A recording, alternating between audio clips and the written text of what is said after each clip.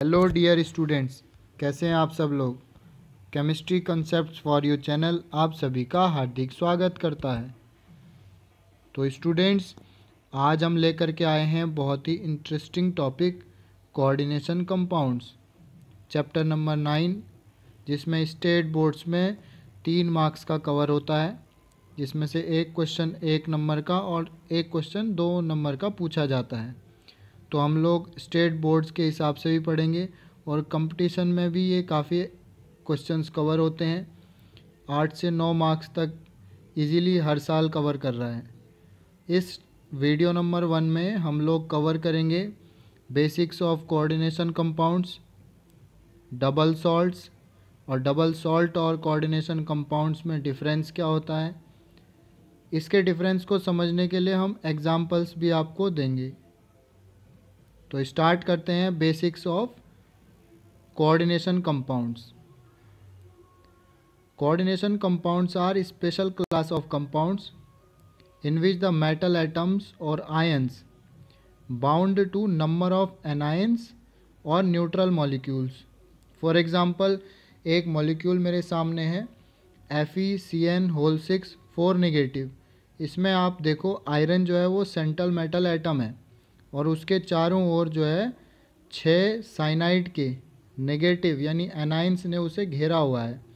तो ऐसी बॉन्डिंग, ऐसी क्लास कंपाउंड्स की जिसमें किसी मेटल को या मेटल आयन को एनायन या न्यूट्रल मॉलिक्यूल के द्वारा कोऑर्डिनेट बॉन्ड्स के द्वारा घेरा गया होता है, इस क्लास को हम लोग कोऑर्डिनेशन कंपाउंड्स में पढ़ते हैं।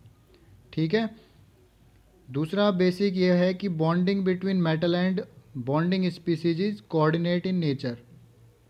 जो मेटल और बॉन्डिंग स्पीसीज हैं साइनाइड और आयरन, इनके बीच जो बॉन्डिंग यहाँ पर देखने को मिल रही है आपको, वो कोऑर्डिनेट नेचर की होगी। कोऑर्डिनेट का मतलब है कि जो इलेक्ट्रॉन का पेयर होगा वो किसी एक ही स्पीसीज के द्वारा दूसरी स्पीसीज को दे दिया जा रहा होगा। ठीक है। जैसे यहाँ पर साइनाइड ने अपना इलेक्ट्रॉन पेयर डोनेट किया है किसको, आयरन को, जो कि मेटल एटम है, और वो इलेक्ट्रॉन पेयर जाता कहाँ है, जो मेटल की वैकेंट ऑर्बिटल्स होती हैं उसमें वो फिल हो जाता है। ठीक है। तो जो कोऑर्डिनेशन कंपाउंड्स होते हैं वो स्पेशल क्लास है किसकी, एडिशन या फिर मॉलिक्यूलर कंपाउंड्स की। इस पर बाद में डिस्कशन होगा आगे।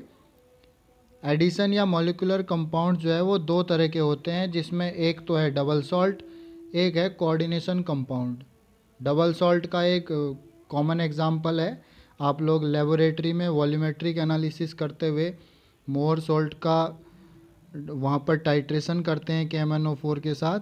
तो जो मोहर सॉल्ट है FeSO4 + NH4 whole twice SO4 × 6H2, ये डबल सॉल्ट है। और एक एग्जांपल आप देखिए कोऑर्डिनेशन कंपाउंड का K4FeCN6। ठीक है। इन दोनों में डिफरेंस ये है कि जो K4FeCN6 है, अगर इसको इवेपोरेट करके क्रिस्टल बनने के लिए छोड़ दिया जाए तो इसके जो क्रिस्टल्स होते हैं ये क्या करेंगे, ये अपनी आइडेंटिटी सॉल्यूशन फेज में भी लूज़ नहीं करेंगे, जबकि जो डबल सॉल्ट होता है वो अपनी आइडेंटिटी लूज़ कर देता है। अब हम इस चीज़ को डिफरेंस में समझेंगे, तो आप लोग इसे सीरियसली देखिएगा। Difference between double salt and coordination compounds. Double salt का देखो आप point number 1, these exists only in solid state and dissociate into constant species in solution। जो डबल सॉल्ट होता है वो केवल सॉलिड स्टेट में ही आपको देखने को मिलेगा। अगर आप सॉल्यूशन बनाएंगे इसका तो ये सारा डिसोशिएट हो जाएगा इनटू आयंस। ठीक है। जबकि जो कोऑर्डिनेशन कंपाउंड्स होते हैं वो अपनी आइडेंटिटी सॉलिड फेस में भी बनाए रखते हैं और सॉल्यूशन स्टेट में भी ये कम्प्लीटली आयंस में डिसोशिएट नहीं होते। ठीक है। डबल सॉल्ट जो होते हैं वो अपनी आइडेंटिटी लूज़ कर देते हैं जब वो डिजॉल्व स्टेट में जाते हैं, जबकि कोऑर्डिनेशन कंपाउंड अपनी आइडेंटिटी डिजॉल्व स्टेट में भी बनाए रखते हैं।